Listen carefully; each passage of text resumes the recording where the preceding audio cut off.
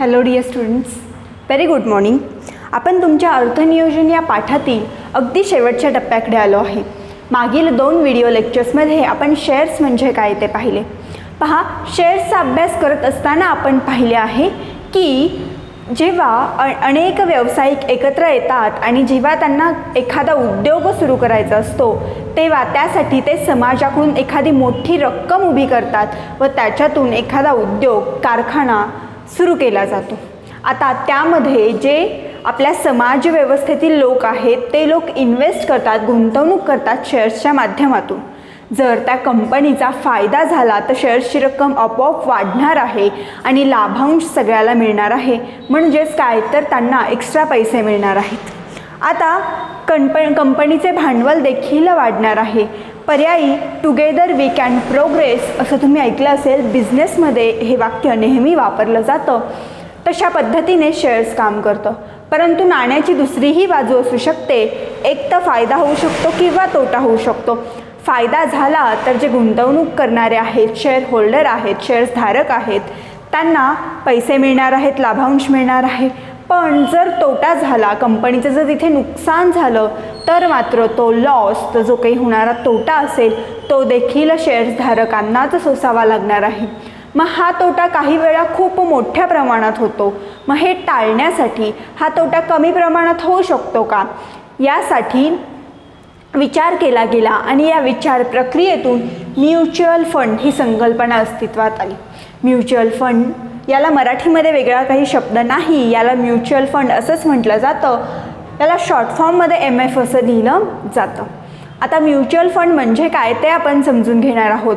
त्याआधी शेअर्स म्हणजे काय हे तुमच्या लक्षात आले असेल. पुन्हा एकदा रिवाईज करूया. एखादी जर मोठ्या स्केलवर कंपनी आपल्याला सुरू करायची आहे, एखादा उद्योग सुरू करायचा आहे, तर आपल्या समाजातील काही लोक एकत्र येतात आणि त्यामध्ये गुंतवणूक करतात. त्यांना शेअर होल्डर किंवा शेअर्स धारक असं म्हटलं जातं आणि त्या उभारलेल्या अमाऊंटमधून ती कंपनी सुरू केली जाते. आता जर कंपनीचा फायदा झाला तर शेअर्सधारकांचा देखील फायदा होणार आहे, त्यांना लाभांश मिळणार आहे. परंतु कंपनीचा तोटा झाला तर शेअरधारकांचा देखील तोटा होतो. आपण तिथे बाजारभाव आणि 2 भावांमधील तुलना पाहिली होती. जर तुम्हाला आठवत असेल तर तिथे आपण बाजारभाव आणि दर्शनी किंमत या दोघांची तुलना पाहिली होती. दर्शनी किंमत म्हणजे काय तर शेअर्स सर्टिफिकेटवर जी किंमत असणार आहे तिला दर्शनी किंमत म्हणतात. आणि आत्ता बाजारामध्ये जी चालू किंमत असणार आहे शेअर्सची, शेअर्सचा जो काही भाव असणार आहे त्याला बाजारभाव असं म्हटलं जातं. आज आपण म्युच्युअल फंडकडे वळणार आहोत. बघा, अनेक गुंतवणूकदारांचे पैसे एकत्र गोळा करून उभी केलेली रक्कम म्हणजे म्युच्युअल फंड आहे. म्युच्युअल फंडसुद्धा सेम शेअर्ससारखं असणार आहे. अनेक गुंतवणूकदार एकत्र येतात, एक मोठी रक्कम उभी केली जाते, ती म्हणजे म्युच्युअल फंड असणार आहे. पण शेअर्समध्ये आपण काय करतो, ती रक्कम एकाच शेअर्समध्ये गुंतवतो. मला जर 1 लाख रुपये रक्कम गुंतवायची असेल तर शेअर्समध्ये ती रक्कम मी एकाच शेअर्समध्ये गुंतवणार. पण म्युच्युअल फंडमध्ये ही रिस्क कमी होते. कशी पहा, कारण जी उभी केलेली रक्कम आहे ती रक्कम एकाच प्रकारच्या शेअर्समध्ये न गुंतवता गुंतवणुकीच्या विविध प्रकारांमध्ये गुंतवली जाते. म्हणजेच जोखीम कमी होते व एकूण लाभांश गुंतवणूकदारांमध्ये विभागला जातो. आता बघा, मी 1 लाख रुपये एकाच शेअर्समध्ये इन्व्हेस्ट केले आणि तर जो शेअर्सची जर किंमत खाली आली, ढासळली त्या शेअर्सची किंमत, तर मात्र तिथे माझं खूप नुकसान होणार आहे. मला नुकसानाचा फटका भोगावा लागणार आहे. परंतु इथे काय केलं जातं की गुंतवणूकदारांकडून जे काही पैसे उभे केले जातात ती रक्कम एकाच प्रकारच्या शेअर्समध्ये गुंतवली जात नाही. ती वेगवेगळ्या गुंतवणुकीच्या विविध प्रकारांमध्ये गुंतवली जाते. मग बरोबर आहे ना, तिथे आपले नुकसान होण्याचा धोका जो आहे, जी रिस्क असणार आहे, तो रिस्क फॅक्टर कमी होणार आहे. म्हणून म्युच्युअल फंड्स हे शेअर्सपेक्षा प्रेफर केलं जातं. म्युच्युअल फंड्स तज्ज्ञ व्यावसायिक लोकांद्वारे निर्माण केलेली फंड योजना आहे. याला AMC म्हणजेच असेस्ट मॅनेजमेंट कंपनी असे म्हटले जाते. धोका कमी आहे असं का म्हणतो, कारण म्युच्युअल फंड हे की शेअर स्टॉकसारखं नाही. म्युच्युअल फंड हे तज्ज्ञ व्यावसायिक लोकांनी तयार केलेली एक योजना आहे. त्याला AMC म्हणजेच काय तर असेट मॅनेजमेंट कंपनी असं म्हटलं जातं. लक्षात घ्या, AMC असेट मॅनेजमेंट कंपनी यामध्ये जे तज्ज्ञ व्यावसायिक असतात ते सगळे लोक काम करत असतात. आपण म्युच्युअल फंडमध्ये गुंतवलेला पैसा ते वेगवेगळ्या प्रकारच्या शेअर्समध्ये किंवा गुंतवणुकीच्या प्रकारांमध्ये गुंतवतात आणि त्यामधून जो काही लाभांश मिळणार आहे तो लाभांश सगळ्या गुंतवणूकदारांमध्ये विभागला जातो. म्युच्युअल फंड्स लक्षात आलं. बघा आता जसं आपल्याला शेअर आपण जेव्हा शेअरमध्ये इन्व्हेस्ट करत होतो तेव्हा आपल्याला शेअर्स मिळत होते. मग आपण म्युच्युअल फंडमध्ये इन्व्हेस्ट केल्यावर आपल्याला काय मिळणार आहे ते आपण पाहणार आहोत. बघा युनिट्स, जसे शेअर बाजारात पैसे गुंतवल्यावर शेअर मिळतात तसेच म्युच्युअल फंड्समध्ये पैसे गुंतवल्यावर युनिट्स आपल्याला मिळणार आहेत. आपण शेअर्स पाहिलं आहे. शेअर होल्डरवर प्रत्येकाला शेअर सर्टिफिकेट मिळणार आहे, बरोबर. त्या सर्टिफिकेटवर आपल्या शेअरची जी काही रक्कम आहे ती रक्कम, त्यानंतर शेअरचा नंबर, आपले पर्सनल डिटेल्स या सर्व गोष्टी नमूद केलेल्या असणार आहेत. तशाच पद्धतीने जेव्हा आपण म्युच्युअल फंडमध्ये गुंतवणूक करणार आहे तेव्हा आपल्याला युनिट मिळणार आहे. त्यावर देखील सर्व डिटेल असणार आहेत. प्रति युनिट असणारा बाजारभाव म्हणजेच युनिटचे नक्त मालमत्ता मूल्य म्हणजेच NAV. ठीक आहे. नेट असेट व्हॅल्यू म्हणजे NAV. ठीक आहे. नेट असेट व्हॅल्यू नक्त मालमत्ता मूल्य प्रति युनिट म्हणजे आता प्रत्येक एका युनिटसाठी म्युच्युअल फंडची जी काही रक्कम असणार आहे, जी काही किंमत असणार आहे तिला NAV नेट असेट व्हॅल्यू किंवा नक्त मालमत्ता मूल्य असे म्हटले जाते. पुढे बघा, एका युनिटचे नक्त मूल्य गुणिले युनिटची संख्या बरोबर म्युच्युअल फंड योजनेचे एकूण गुंतवणूक मूल्य.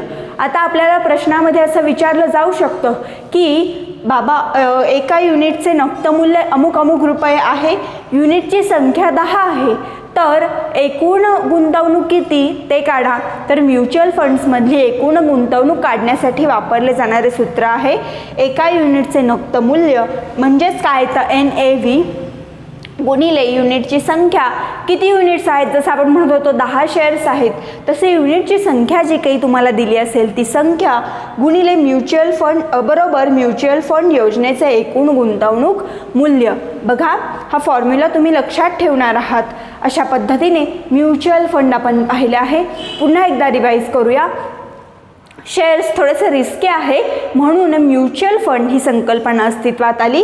येथे अनेक गुंतवणूकदारांचे पैसे एकत्र पद्धतीने गोळा केले जातात व ते पैसे एकाच शेअर्समध्ये न गुंतवता वेगवेगळ्या प्रकारच्या गुंतवणूक माध्यमांमध्ये गुंतवले जातात आणि त्यांमधून जो काही लाभांश आपल्याला मिळणार आहे तो लाभांश सर्व गुंतवणूकदारांमध्ये समान वाटला जातो. या सर्व प्रक्रियेला म्युच्युअल फंड असे म्हणले जाते.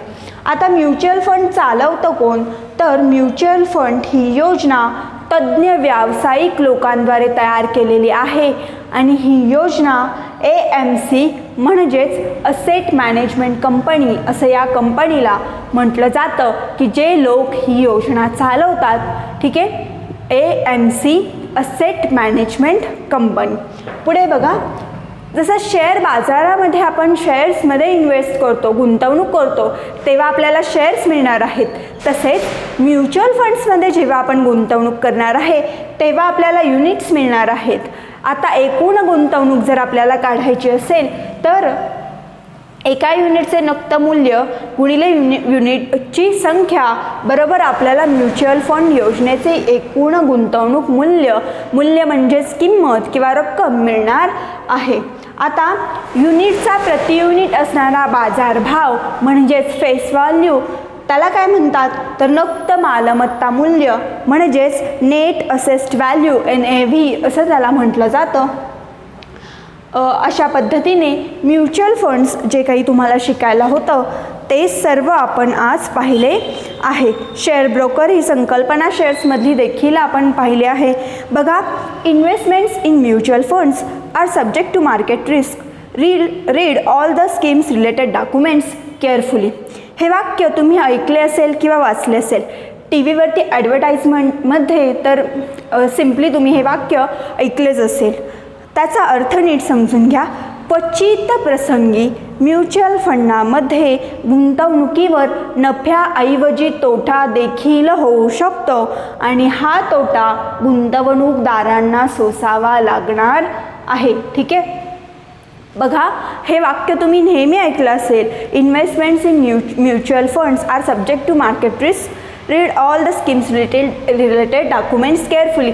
It's not about just mutual funds. तुम्ही कोठेही गुंतवणूक करणार असाल तरी त्याचे स्कीमचे डॉक्युमेंट्स तुम्ही केअरफुली रीड करणार आहात. ओके, आज आपण म्युच्युअल फंड म्हणजे पाहिले. या पुढचा भाग आपण पाहणार आहोत नियमित आवर्ती योजना, SIP म्हणजेच सिस्टमॅटिक इन्व्हेस्टमेंट प्लॅन. आता SIP काय असणार आहे ते आपण पाहूया. समजा म्युच्युअल फंड किंवा शेअर्स असेल तिथे आपल्याला एकदम मोठी रक्कम एका वेळी गुंतवणे शक्य नसेल, तर त्यासाठी नियमित आवर्ती योजना ही योजना आहे ज्यामध्ये आपण दररोज, मासिक किंवा त्रैमासिक 3 महिन्याने अशा पद्धतीने गुंतवणूक इन्व्हेस्टमेंट करू शकतो. तिथे अमाऊंट छोटी असणार आहे पण मिळणारा फायदा सेम असणार आहे. गुंतवणूक साधारणपणे 3, 5 किंवा 10, 15 अशा वर्षांसाठी केली तर शेअर बाजाराचा जी काही कमी जास्त होतं ते चढ उतार होत असतो त्याचा जास्त इफेक्ट यावर होणार नाही. नियमित आवर्ती योजना, सिस्टमॅटिक इन्व्हेस्टमेंट प्लॅन, SIP म्हणजेच काय तर म्युच्युअल फंड असेल किंवा शेअर असेल या दोन्हीमध्ये इन्व्हेस्ट करण्यासाठी, या दोन्हीमध्ये गुंतवणूक करण्यासाठी आपल्याला एकाच वेळी खूप मोठी रक्कम द्यावी लागते. ही रक्कम एकाच वेळी एवढी मोठी रक्कम देणे जर आपल्याला शक्य नसेल तर आपण ती रक्कम डेली किंवा मासिक पद्धतीने किंवा त्रैमासिक दर 3 महिन्याने अशी रक्कम देऊ शकतो, गुंतवणूक करू शकतो व ती रक्कम 3 वर्ष, 5 वर्षे, 10 वर्षे, 15 वर्षे अशा कालावधीसाठी ठेवू शकतो. याला नियमित आवर्ती योजना SIP असे म्हटले जाते. आता गुंतवणुकीचे कोणकोणते मार्ग होते हे आपण पाहिले आहेत. ठीक आहे. आता म्युच्युअल फंडाचे फायदे आपण पाहणार आहोत. अनुभवी तज्ज्ञ फंड मॅनेजर्स असतात. बघा, मी इथे तुम्हाला आधी सांगितलं आहे की तज्ज्ञ व्यावसायिक तिथे असणार आहेत. असेट मॅनेजमेंट कंपनी मार्फत हे म्युच्युअल फंड्स चालवलं जातं, रन केलं जातं. गुंतवणुकीत वैविध्य असणार आहे. बरोबर, आपण एकाच प्रकारच्या शेअर्समध्ये गुंतवणूक करत नाही आहे. म्हणजे जी गुंतवणूक करणार आहे ती विविध प्रकारच्या गुंतवणुकीच्या स्कीम्समध्ये करणार आहे. म्हणजेच काय तर गुंतवणुकीमध्ये वैविध्य असणार आहे. पारदर्शकता व गुंतवणूक पुरेशी सुरक्षित असणार आहे. बरोबर, इथे आपल्याला युनिट मिळणार आहे. युनिट म्हणजेच काय तर म्युच्युअल फंडचे सर्टिफिकेट आपल्याला मिळणार आहे. त्यावर आपली पूर्ण पर्सनल डिटेल्स, युनिटचा भाव, सर्व काही गोष्टी नमूद केलेल्या असणार आहेत. त्यामुळे तिथे एक ट्रान्सपरन्सी असणार आहे, पारदर्शकता असणार आहे. काही ठराविक फंडातील गुंतवणुकीवर आयकर कलम 80C खालील वजावट मिळते. अल्प व दीर्घ मुदतीचे फायदे मिळतात. तरलता, पाहिजे तेव्हा विक्रीची सोय तेथे आहे.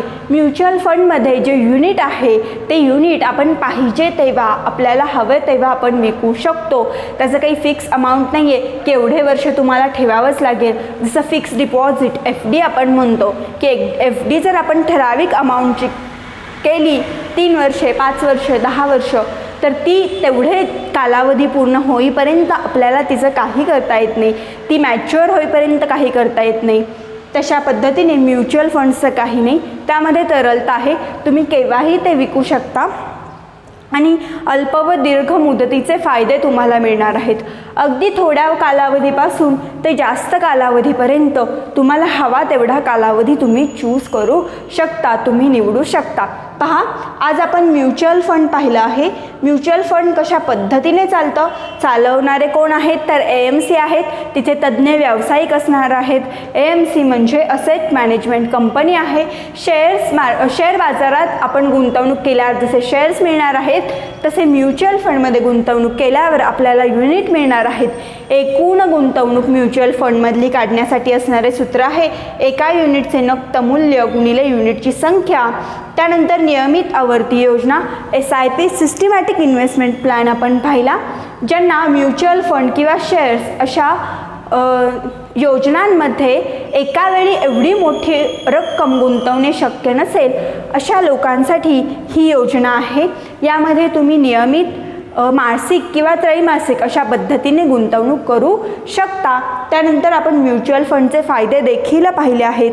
उद्याच्या व्हिडिओ लेक्चरमध्ये आपण या पाठाचा शेवटचा सराव संच म्हणजेच सराव संच 4.4 सोडवणार आहोत। त्याआधी तुम्हाला पान नंबर 108 म्हणजे आधीच्याच पानावर 2 छोटीशी उदाहरणे दिली आहेत, ते एकदा डोळ्याखालून तुम्ही घालून घ्या। आज तुम्ही होमवर्कमध्ये म्युच्युअल फंड फळ्यावर मी तुम्हाला जे काही लिहून दिलं आहे ते सर्व लिहिणार आहात। थँक्यू।